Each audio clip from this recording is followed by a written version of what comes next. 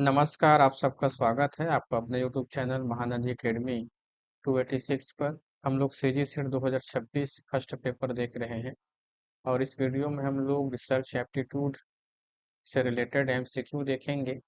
इस वीडियो में हम लोग शोध के उपागम से संबंधित महत्वपूर्ण प्रश्नों को देखेंगे। इससे पहले वाले वीडियो में हम लोग शोध के प्रकार से रिलेटेड एमसीक्यू देखे थे। चले तो हम लोग क्लास स्टार्ट करते हैं। सबसे पहला क्वेश्चन है, शोध में अप्रोच से क्या अभिप्राय है? शोध में अप्रोच से, अप्रोच इन द सेंस उपागम होता है, उपागम। शोध में अप्रोच या उपागम से क्या अभिप्राय है? ऑप्शन ए, शोध के लिए केवल आंकड़े एकत्र करना। ऑप्शन बी, शोध समस्या के अध्ययन, विश्लेषण और निष्कर्ष तक पहुंचने का दृष्टिकोण है। ऑप्शन सी, केवल शोध रिपोर्ट लिखने की प्रक्रिया। ऑप्शन डी, शोध के परिणामों का प्रकाशन। तो शोध में अप्रोच से क्या अभिप्राय है? तो ध्यान देंगे, इसका राइट आंसर हो जाएंगे आपका ऑप्शन बी, इसका सही आंसर है। शोध समस्या के अध्ययन, विश्लेषण और निष्कर्ष तक पहुंचने का दृष्टिकोण है। कौन? अप्रोच। तो ध्यान देंगे, अप्रोच या उपागम का अर्थ है किसी कार्य को करने का तरीका या दृष्टिकोण है। याद रखना, किसी कार्य को करने का तरीका या दृष्टिकोण,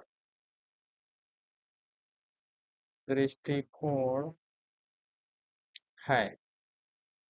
शोध में शोधकर्ता समस्या की जांच, तथ्य संग्रह, विश्लेषण और निष्कर्ष तक पहुंचने के लिए जिस समग्र दृष्टिकोण को अपनाता है उसे शोध उपागम कहते हैं। चलिए नेक्स्ट प्रश्न पर आगे बढ़ते हैं। क्वेश्चन नंबर सेकेंड, प्रत्यक्षवाद पॉजिटिविज्म के जनक के रूप में किसे जाना जाता है? ये महत्वपूर्ण प्रश्न है। प्रत्यक्षवाद पॉजिटिविज्म के जनक के रूप में किसे जाना जाता है? Option A, Karl Popper. Option B, Thomas Kuhn. Option C, Auguste Comte. Option D, Paul Feyerabend. तो याद रखना है, प्रत्यक्षवाद के जनक के रूप में किसे जाना जाता है? तो इसका राइट आंसर आपका ऑप्शन सी, ऑगस्ट काम्टे। याद रखना है, ऑगस्ट काम्टे एक फ्रांसीसी समाजशास्त्री थे। ऑगस्ट काम्टे जो है एक फ्रांसीसी फ्रांसीसी समाजशास्त्री है। ये समाजशास्त्री है ये।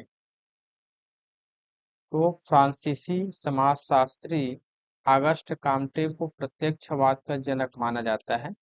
ध्यान देंगे, ये प्रत्यक्षवाद के साथ साथ ये समाजशास्त्र के भी जनक या संस्थापक माना जाता है ऑगस्ट काम्टे को। निम्नलिखित में से कौन सा काम्टे की धर्मशास्त्री अवस्था का उपचरण नहीं है? ध्यान देंगे, निम्नलिखित में से कौन सा ऑगस्ट काम्टे की धर्मशास्त्री अवस्था का उपचरण नहीं है?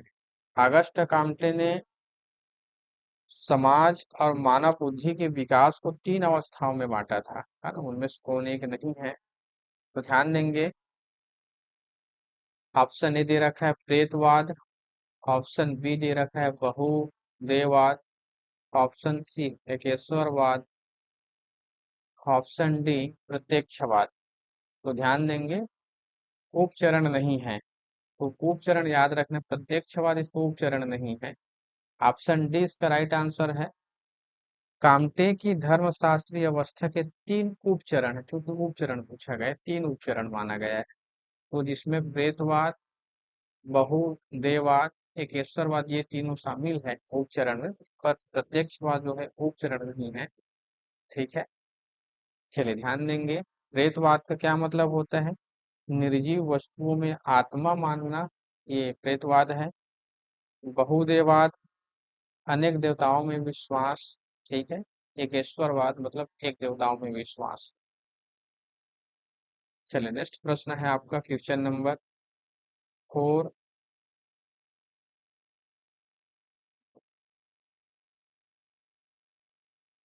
प्रकृति, शक्ति या न्याय जैसी, ध्यान देंगे, प्रकृति, शक्ति या न्याय जैसी अमूर्त अवधारणाओं के माध्यम से घटनाओं की व्याख्या करना किस अवस्था की विशेषता है? अमूर्त अवधारणाओं के माध्यम से घटनाओं की व्याख्या करना किस अवस्था की विशेषता है? ऑप्शन ए धर्मशास्त्री, ऑप्शन बी तात्विक, ऑप्शन सी प्रत्यक्षवादी, ऑप्शन डी वैज्ञानिक।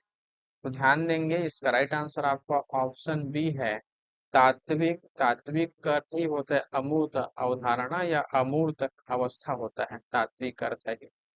चलिए ध्यान देंगे, तात्विक या अमूर्त अवस्था में घटनाओं की व्याख्या अमूर्त शक्तियों और अवधारणाओं के आधार पर की जाती है। किसी घटना का कारण प्रकृति की शक्ति या न्याय को मानना क्या हो जाएगा आपका? तात्विक है ये। नेक्स्ट प्रश्न है आपका क्वेश्चन नंबर 5। प्रत्यक्षवाद में ज्ञान की विश्वसनीयता मुख्यतः किस पर आधारित मानी जाती है? ध्यान देंगे, प्रत्यक्षवाद में ज्ञान की विश्वसनीयता मुख्यतः किस पर आधारित मानी जाती है? ऑप्शन ए परंपरा और आस्था, ऑप्शन बी अनुभवगत व्यक्तिगत अनुभव मात्रा, ऑप्शन सी अवलोकन अनुभव और वैज्ञानिक परीक्षण, ऑप्शन डी दार्शनिक चिंतन। तो इसका राइट आंसर क्या हो जाएंगे? प्रत्यक्षवाद में ज्ञान की विश्वसनीयता मुख्यतः किस पर आधारित मानी जाती है? तो ये अवलोकन अनुभव और वैज्ञानिक परीक्षण।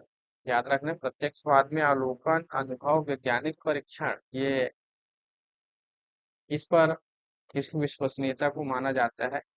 ठीक है, प्रत्यक्षवाद में वही ज्ञान अधिक विश्वसनीय माना जाता है जिसे देखा, मापा, अनुभव किया और वैज्ञानिक रूप से परीक्षण किया जा सकता है ना। प्रत्यक्षवाद जो है वैज्ञानिक परीक्षण पर विश्वास करता है। चलिए, जैसे हम कहें कि वर्षा के अध्ययन में वाष्पीकरण, संघनन और वर्षा की मात्रा को मापना प्रत्यक्षवादी दृष्टिकोण है। चलिए नेक्स्ट प्रश्न है आपका क्वेश्चन नंबर 6। निम्नलिखित में से कौन सा प्रत्यक्षवाद की प्रमुख विशेषता? ध्यान देंगे, निम्नलिखित में से कौन सा प्रत्यक्षवाद की प्रमुख विशेषता है? व्यक्ति परकता नहीं, व्यक्ति परकता नहीं है। अलौकिक, अलौकिक पर ये विश्वास नहीं करता है।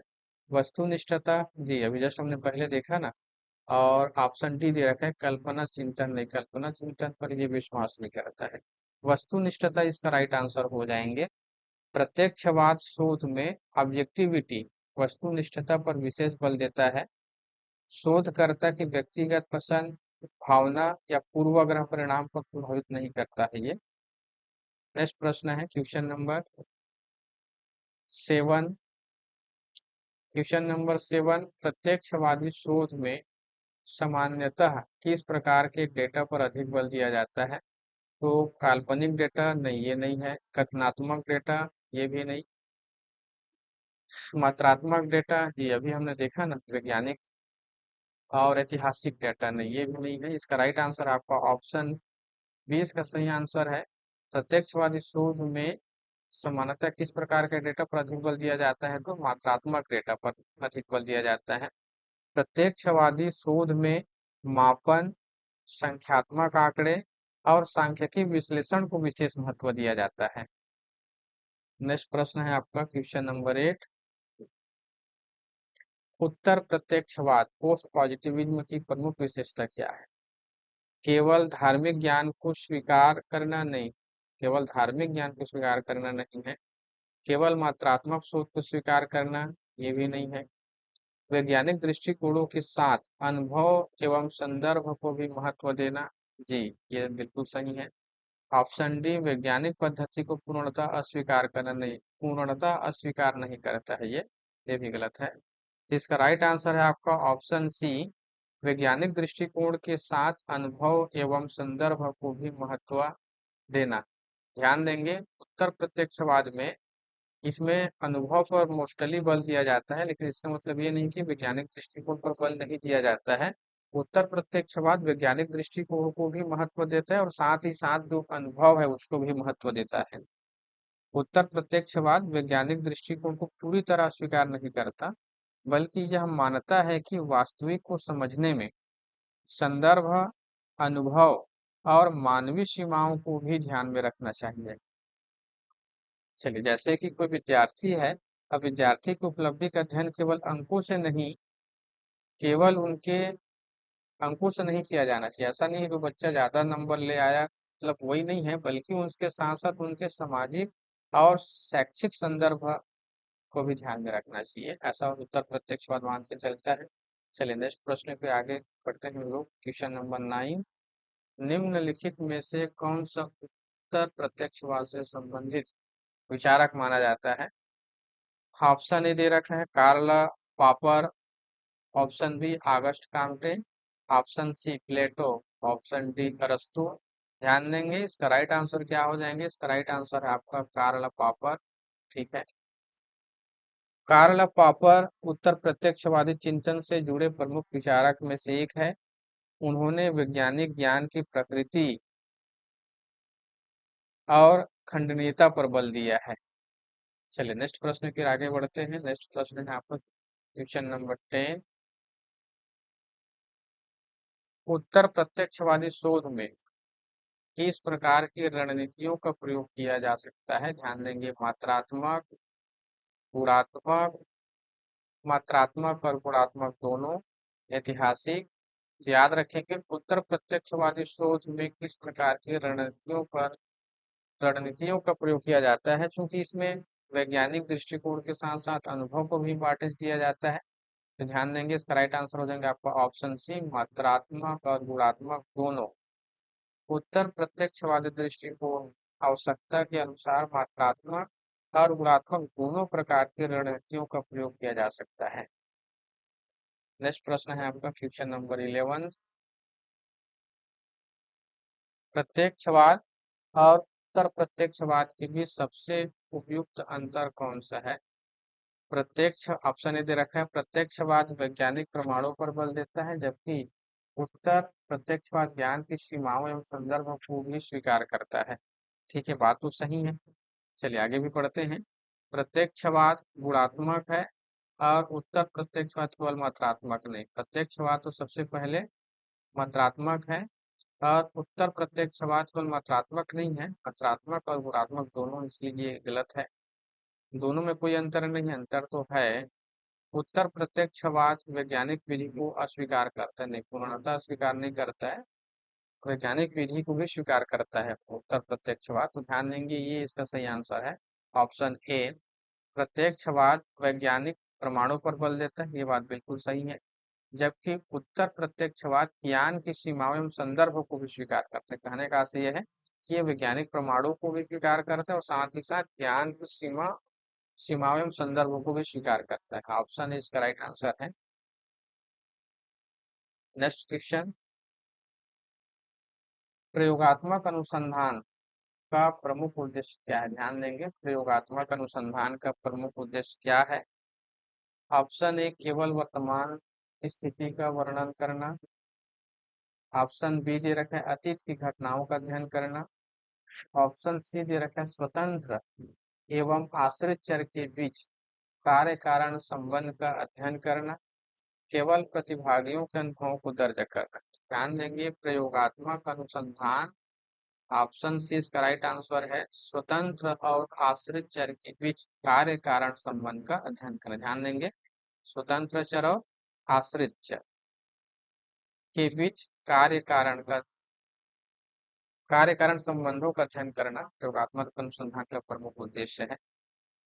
जिस चर में शोधकर्ता जानबूझकर परिवर्तन या जोड़ तोड़ करता है उसे स्वतंत्र चर कहते हैं। ध्यान देंगे, स्वतंत्र चर क्या है? जिस चर में शोधकर्ता जानबूझकर परिवर्तन या जोड़ तोड़ करता है उसे स्वतंत्र चर कहते हैं। ठीक है, चलिए, और उसका जो प्रभाव पड़ता है उसको आश्रित चर कहते हैं। उसका जिस पर प्रभाव पड़ता है उसको आश्रित चर कहते हैं। चलिए, नेक्स्ट प्रश्न फिर आगे बढ़ते हैं। क्वेश्चन नंबर नेक्स्ट है, प्रयोगात्मक अनुसंधान में शोधकर्ता जिस चर में जानबूझकर परिवर्तन करता है उसे क्या कहते हैं? जस्ट अभी हमने देखा, इसको स्वतंत्र चर कहते हैं। ठीक है, चल आगे बढ़ते हैं।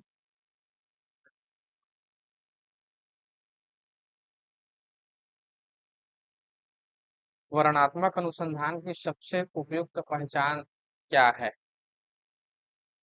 शोधकर्ता परिस्थितियों में जानबूझकर परिवर्तन करता है, ऑप्शन ए दे रखा है। ऑप्शन बी दे रखा है वर्णनात्मक अनुसंधान कहा जा रहा है, ध्यान देंगे। ठीक है, ये शोधकर्ता परिस्थितियों में जानबूझ कर परिवर्तन करता है, ये किसमें किया जाता है? प्रयोगात्मक अनुसंधान में। ऑप्शन बी है इस क्वेश्चन के अकॉर्डिंग घटना या स्थिति का जैसा है वैसा अध्ययन किया जाता है। ऑप्शन सी केवल अतीत की घटनाओं का अध्ययन किया जाता है, नहीं ये तो ऐतिहासिक कहा जाएगा। केवल प्रयोगशाला में अध्ययन किया जाता है, नहीं ये भी नहीं है। तो याद रखना वर्णनात्मक अनुसंधान का सबसे उपयुक्त पहचान क्या है? घटना या स्थिति का जैसा है वैसा अध्ययन किया जाता है। ध्यान देंगे, वर्णनात्मक अनुसंधान शोधकर्ता स्थिति में हस्तक्षेप या प्रयोगात्मक जोड़-तोड़ नहीं करता, वह वर्तमान स्थिति का व्यवस्थित वर्णन करता है। ठीक है, वर्तमान स्थिति का व्यवस्थित अध्ययन करता है और घटना जैसे है वैसे ही अध्ययन करता है। चलिए नेक्स्ट प्रश्न है आपका क्वेश्चन नंबर 15। निम्नलिखित में से कौन सा वर्णनात्मक अनुसंधान का साधन नहीं है? ध्यान देंगे, वर्णनात्मक अनुसंधान का साधन नहीं। ऑप्शन ए प्रश्नावली, ऑप्शन बी साक्षात्कार, ऑप्शन सी अवलोकन, ऑप्शन डी प्रयोगात्मक जोड़ तोड़। तो ये तो आप समझ गए हैं कि आप प्रयोगात्मक जोड़ तोड़ जो है वर्णनात्मक अनुसंधान का साधन नहीं है। प्रश्नावली, साक्षात्कार और अवलोकन वर्णनात्मक अनुसंधान में डेटा संग्रहण के प्रमुख साधन है। प्रयोगात्मक जोड़ तोड़ प्रयोगात्मक अनुसंधान की विशेषता है। नेक्स्ट प्रश्न है आपका क्वेश्चन नंबर 16। निम्नलिखित में से कौन सा ऐतिहासिक अनुसंधान का प्राथमिक स्रोत है? ध्यान देंगे, ऐतिहासिक अनुसंधान कहा जा रहा है। इतिहास की पाठ्य पुस्तक, ऑप्शन बी शोधकर्ता द्वारा लिखी गई समीक्षा, ऑप्शन सी घटना के समय तैयार किया गया सरकारी अभिलेख, ऑप्शन डी बाद में प्रकाशित जीवनी। तो याद रखना ऐतिहासिक अनुसंधान का प्राथमिक स्रोत कहा जा रहा है। तो प्राथमिक स्रोत में क्या हो जाता है? प्राथमिक स्रोत में घटना के समय तैयार किया गया सरकारी अभिलेख जो है ना, ऐतिहासिक अनुसंधान का प्राथमिक स्रोत के अंतर्गत आता है। प्राथमिक स्रोत, प्राइमरी सोर्स वह होता है जो घटना के समय या घटना से प्रत्यक्ष रूप से संबंधित व्यक्ति संस्था द्वारा तैयार किया गया हो। ठीक है, नेक्स्ट प्रश्न है आपका क्वेश्चन नंबर 17। क्वेश्चन नंबर 17, निम्नलिखित में से कौन सा द्वितीयक स्रोत है? ध्यान देंगे, द्वितीयक स्रोत की बात की जा रही है। मूल सरकारी दस्तावेज, नहीं मूल सरकारी दस्तावेज तो प्राथमिक में आता है, तो ये नहीं होंगे इसका आंसर। घटना के समय लिखी गई डायरी, ये भी प्राथमिक स्रोत में आता है, तो ये भी आंसर नहीं होगा। शिलालेख, याद रखना शिलालेख भी आपके प्राथमिक स्रोत में आते हैं। ठीक है, सरकारी रिकॉर्ड है, मूल पत्र है, डायरी है, आत्मकथा है, शिलालेख है, ये प्राथमिक स्रोत में आते हैं, तो ये भी इसका आंसर नहीं होगा। इतिहास की पुस्तक, इतिहास की पुस्तक आपका द्वितीयक स्रोत में आते हैं। ठीक है, चलिए ध्यान देंगे, द्वितीयक स्रोत वह होता है जो मूल घटना के बाद, ये देखिए, द्वितीयक स्रोत वह होता है जो मूल घटना के बाद किसी व्यक्ति द्वारा उपलब्ध प्राथमिक स्रोतों के आधार पर तैयार किया गया हो। प्राथमिक स्रोतों के आधार पर तैयार किया गया हो ना, उसको हम द्वितीयक स्रोत कहते हैं। तो इतिहास की पुस्तक क्या होता है कि पहले से जो घटना घटी हुई होती है ना उस पर लिखी जाती है, इसलिए इतिहास के पुस्तक जो है ना सेकेंडरी सोर्स श्रेणी में आते हैं। चलिए, इतिहास की पुस्तक है, शोध लेख है, शोध प्रबंध, जीवनी, ये आपके द्वितीयक स्रोत में आते हैं। नेक्स्ट प्रश्न है आपका क्वेश्चन नंबर 18। गुणात्मक अनुसंधान में रिसर्चर एज इंस्ट्रूमेंट का अर्थ है। ऑप्शन ए शोधकर्ता केवल कंप्यूटर का उपयोग करता है, ऑप्शन बी शोधकर्ता स्वयं डेटा संग्रहण एवं व्याख्या का प्रमुख माध्यम होता है, ऑप्शन सी शोधकर्ता अध्ययन से पूरी तरह अलग रहता है, ऑप्शन डी शोधकर्ता केवल सांख्यिकी गणना करता है। ध्यान देंगे, गुणात्मक अनुसंधान में रिसर्चर एज इंस्ट्रूमेंट का अर्थ होता है शोधकर्ता स्वयं डेटा संग्रह एवं व्याख्या का प्रमुख माध्यम होता है। ऑप्शन बी इसका राइट आंसर। गुणात्मक शोध में शोधकर्ता प्रतिभागियों के अनुभवों, विचारों और व्यवहार को समझने के लिए स्वयं महत्वपूर्ण भूमिका निभाता है।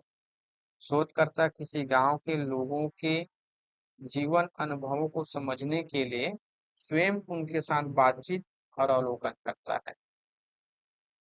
चलिए नेक्स्ट प्रश्न है आपका क्वेश्चन नंबर 19। मात्रात्मक अनुसंधान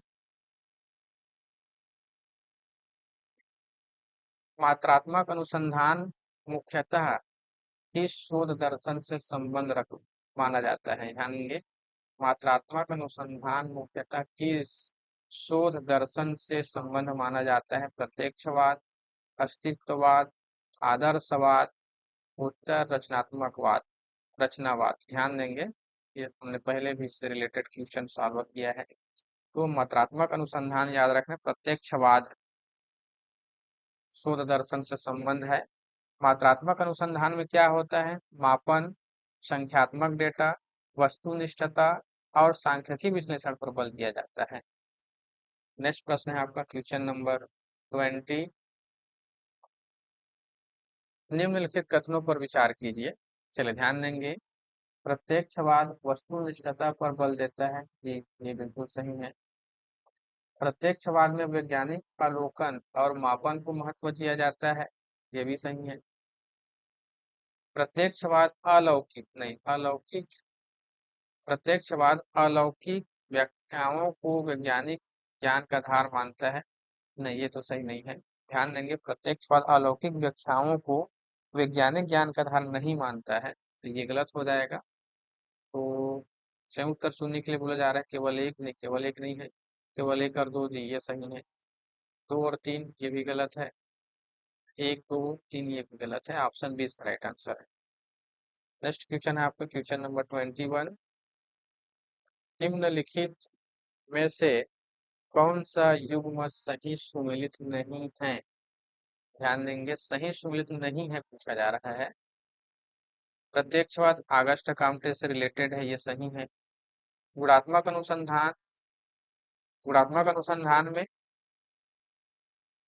अनुभव एवं अर्थों का अध्ययन जी, देखिए गुणात्मक में अनुभव एवं अर्थों का अध्ययन, ये भी सही। ऐतिहासिक अनुसंधान अतीत की घटनाओं का अध्ययन, जी बिल्कुल सही है। प्रयोगात्मक अनुसंधान केवल वर्तमान स्थिति का वर्णन, नहीं ये गलत है। केवल वर्तमान स्थिति का वर्णन नहीं किया जाता। केवल वर्तमान स्थिति का वर्णन करना वर्णनात्मक अनुसंधान की विशेषता है। प्रयोगात्मक अनुसंधान में स्वतंत्र चर में परिवर्तन करके कारण प्रभाव संबंध का अध्ययन किया जाता है। ठीक है। नेक्स्ट क्वेश्चन है आपका क्वेश्चन नंबर 22। निम्नलिखित में से कौन सा क्रम प्रत्यक्षवादी शोध की सामान्य प्रक्रिया को सबसे अच्छी तरह दर्शाता है? चले ध्यान देंगे, इस प्रकार के प्रश्न पूछा जाता है, अरेंज करने के लिए पूछ दिया जाता है। तो निष्कर्ष निष्कर्ष तो स्टार्टिंग हो नहीं सकता, ठीक है, इसके लिए ऑप्शन सी गलत है। निष्कर्ष डेटा संग्रह, विषय चयन, वर्गीकरण है। निष्कर्ष स्टार्टिंग नहीं होता है। चलो ध्यान देंगे, ऑप्शन बी विषय चयन, तथ्य संग्रह, विश्लेषण या वर्गीकरण, फिर निष्कर्ष। जी तथ्य संग्रह, निष्कर्ष बीच में नहीं आ सकता। निष्कर्ष तो लास्ट का स्टेप होता है। परिकल्पना समाप्त करना, विषय चयन, निष्कर्ष, डेटा संग्रह, जी ये भी गलत है।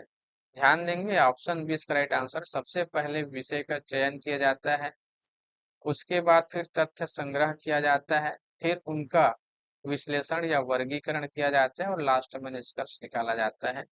जी ऑप्शन बी इसका राइट आंसर है। प्रत्यक्षवादी शोध में सामान्यतः सबसे पहले अध्ययन की समस्या या विषय निर्धारित किया जाता है। ठीक है, शोध की पहली स्टेप होती है समस्या की पहचान करना या विषय का चयन करना, फिर अनुभवजन्य तथ्य एकत्र किए जाते हैं, फिर उनका विश्लेषण किया जाता है और अंत में निष्कर्ष निकाला जाता है। नेक्स्ट प्रश्न है आपका क्वेश्चन नंबर 23। निम्नलिखित में से कौन सा प्रत्यक्षवाद और मात्रात्मक अनुसंधान के बीच संबंध को सबसे उचित रूप से स्पष्ट करता है? ऑप्शन ए दोनों वस्तुनिष्ठ मापन और अनुभवजन्य प्रमाण को महत्व देते हैं। ठीक है, चलिए देखते हैं। केवल दोनों केवल व्यक्तिगत अनुभव पर निर्भर करते हैं, व्यक्तिगत अनुभव पर प्रत्यक्ष बात देते हैं। दोनों वैज्ञानिक विधि को अस्वीकार करते हैं, बिल्कुल नहीं करते हैं। दोनों केवल ऐतिहासिक स्रोतों का प्रयोग करते हैं जी, ये भी गलत है। तो ध्यान देंगे, दोनों जो है ना वस्तुनिष्ठ मापन और अनुभवजन्य प्रमाण को महत्व देती है। प्रत्यक्षवाद और मात्रात्मक अनुसंधान दोनों में मापन, वस्तुनिष्ठता, अनुभवजन्य प्रमाण और सांख्यिक विश्लेषण को दिया जाता है। नेक्स्ट क्वेश्चन आपका 24। एक शोधकर्ता एक शोधकर्ता एक शोधकर्ता दो समूहों के विद्यार्थियों को अलग अलग शिक्षण विधियां देता है और उनकी उपलब्धि की तुलना करता है।